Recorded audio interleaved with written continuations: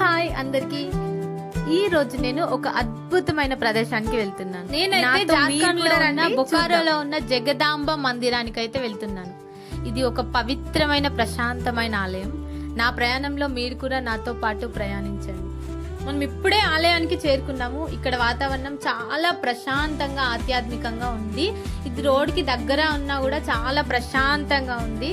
ఆలయం ముందు చూడండి, ఏనుగు బొమ్మలు మెయిన్ గా ఆకర్షణీయంగా ఉన్నాయి. ఇది చాలా పురాతనమైన టెంపుల్. ఫస్ట్ బీహార్ జార్ఖండ్ రెండు కలిసి ఉన్నప్పుడు బీహార్ ఫస్ట్ ముఖ్యమంత్రి దీన్ని కట్టించాడంట. చాలా పురాతనమైన టెంపుల్.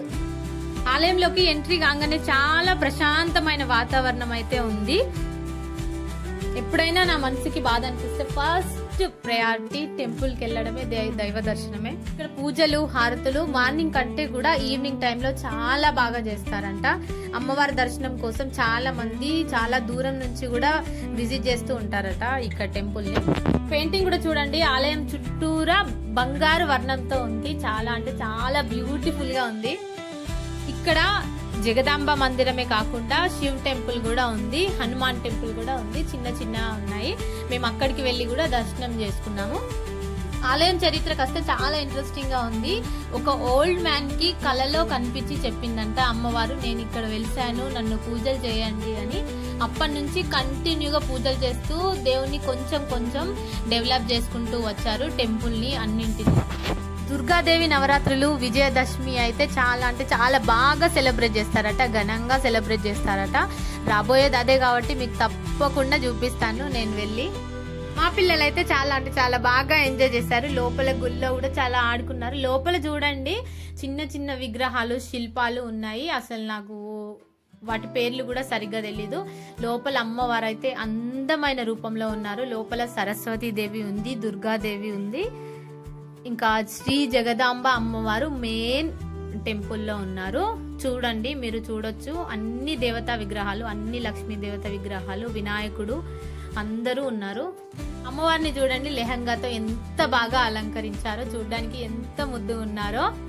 ఈవినింగ్ టైం వెళ్తే ఈ పూజా విధానం అన్ని చూపించేదాన్ని, కాకపోతే నేను వెళ్ళేసరికి చాలా టైం అయింది, ఆఫ్టర్నూన్ అయిపోయింది.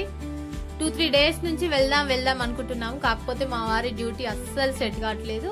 కాకపోతే నేనైతే బాగా దర్శించుకున్నాను. నాకైతే నా మనసు అయితే చాలా అంటే చాలా ప్రశాంతంగా అనిపించింది. ఇక్కడ పక్కన కార్తికేయుని విగ్రహం కూడా ఉంది. దానికి కూడా రోజు పూజలు నిర్వహిస్తారంట. గుడి చూడడానికైతే బంగారు వర్ణంలో సూపర్బ్ అంటే సూపర్బ్ గా ఉంది. ముందు ఎంట్రన్స్ లో ఏనుగులు, లోపల కొన్ని శిల్పాలు చాలా బాగున్నాయి. మా పిల్లలు కూడా చాలా బాగా ఆడుకున్నారు. లోపల కాసేపు అయితే ఉన్నాము మేము. అక్కడ పూజారిని అడిగి తెలుసుకున్నాము, పూజా టైమింగ్స్ ఎట్లా ఉంటాయి, ఏ విధంగా జరుగుతాయి అన్ని తెలుసుకున్నాం. ఇప్పుడు నేను చూపిస్తున్న ప్లేస్ లో దుర్గా మాతని ఆవిర్భవిస్తారంట. ఇప్పుడు మన దసరా నవరాత్రులు నడుస్తాయి కదా, అప్పుడు దుర్గాదేవిని ప్రతిష్ఠిస్తారు. చూడండి, మెయిన్ దుర్గాదేవి అన్నట్టు ఇక్కడ. మొత్తానికి బొకారోలోని శ్రీ జగదాంబ ఆలయ దర్శనం అయితే నాకు చాలా గొప్ప అనుభూతిని అయితే ఇచ్చింది. మీరు ఎప్పుడైనా బొకారో వస్తే తప్పకుండా చూడండి. ఈ బ్లాగ్ మీకు నచ్చిందని అనుకుంటున్నాను. లైక్ చేయండి, షేర్ చేయండి, సబ్స్క్రైబ్ చేయండి. ఇంకొక ఇంట్రెస్టింగ్ బ్లాగ్ తో కలుద్దాం. మేమైతే రిఫ్రెష్మెంట్ కోసం టీ, సమోసా తీసుకొని ఇంటికైతే స్టార్ట్ అయిపోయాం.